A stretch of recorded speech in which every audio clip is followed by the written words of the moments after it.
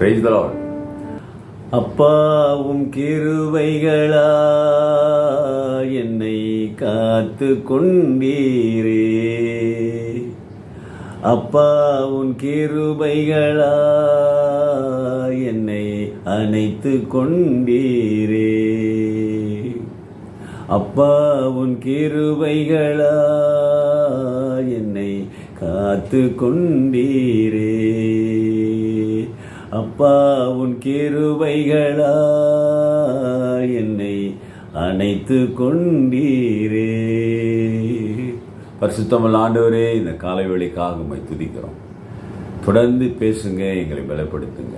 இயேசுவின் நாமத்தில் பிதாவே, ஆமென். மோஸ்ட் வெல்கம் டு தி கவர்னன் ஆஃப் தி டே. உங்களை அன்போடு இந்த காலை உடன்படிக்கை தியானத்திற்கு வரவேற்கிறேன்.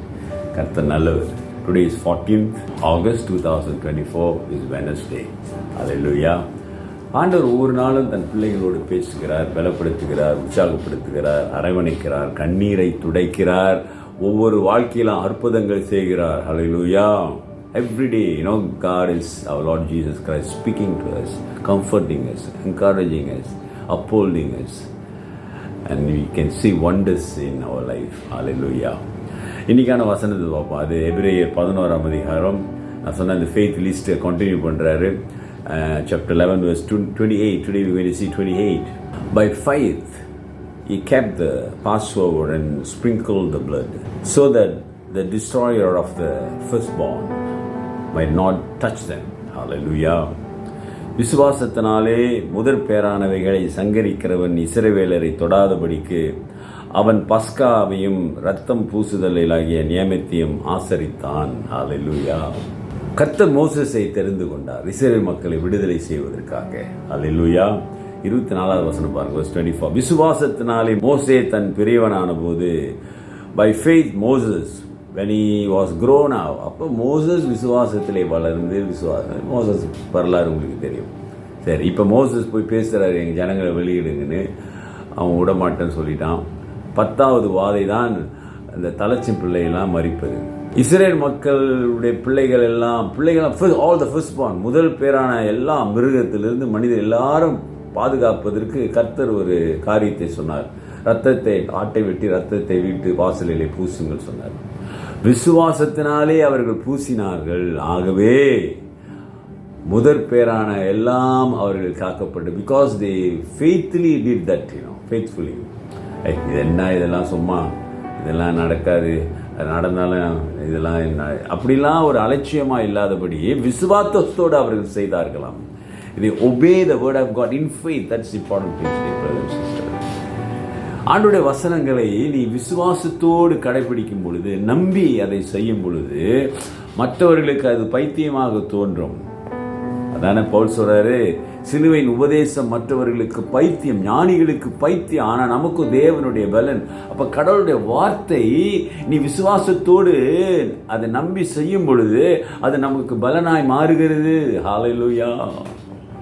எதை செய்தாலும் விசுவாசத்தோடு செய்யுங்க. வசனத்தை நம்பி காரியங்களை செய்யுங்க. நிச்சயமாய் ஆண்டவர் உங்களை கைவிட மாட்டார். நான் உங்களுக்கு I give you assurance, நான் உறுதியாய் சொல்லுகிறேன் சகோதரனே, சகோதரே, நீ வசனத்துக்கு கீழ்ப்படிந்து விசுவாசத்தோடு நீ வாழ்வாயானால் ஆண்டவர் நிச்சயம் உன் வாழ்க்கையிலே போதுமானவராயிருப்பார். உன் மன விருப்பத்தின் ஆலோசனைகளை அவர் நிறைவேற்றுவார். ஒரு ஆமென் சொல்லுங்க. If you obey the word of God in faith, then he will fulfill the desire of your heart. Say amen.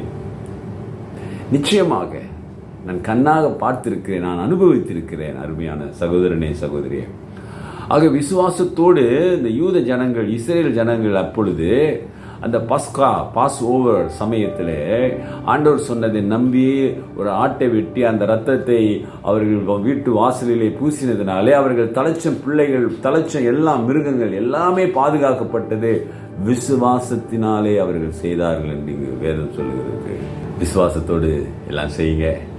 கர்த்தர் உங்களையும் உங்கள் குடும்பங்களையும் ஆசீர்வதிப்பார். உங்கள் பிள்ளைகளை எல்லாம் ஆண்டவர் பாதுகாத்துக் கொள்வார்.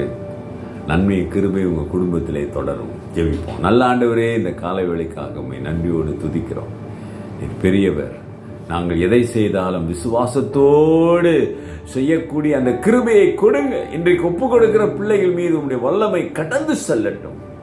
நாமத்திலே ஆசீர்வதிக்கிறேன், இயேசுவின் நாமத்தில் பிதாவே, ஆமென். நமது ஆண்டவராகிய இயேசுவுடைய கிருபை, பிதாவின் அன்பு, பரிசுத்தாவின் ஐக்கியம் உங்களோடு உங்களை ஆசீர்வதித்து காப்பதாக. என் ஆத்துமாவே கர்த்தரை ஸ்தோத்திரி, என் முழு உள்ளமே அவர் பரிசுத்த நாமத்தை ஸ்தோத்திரி. என் ஆத்துமாவே கர்த்தரை ஸ்தோத்திரி, அவர் செய்த சகல உபகாரங்களை மறவாதே. ஆமென், ஆமென்.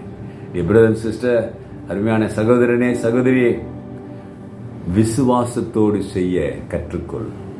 God bless you. Take care.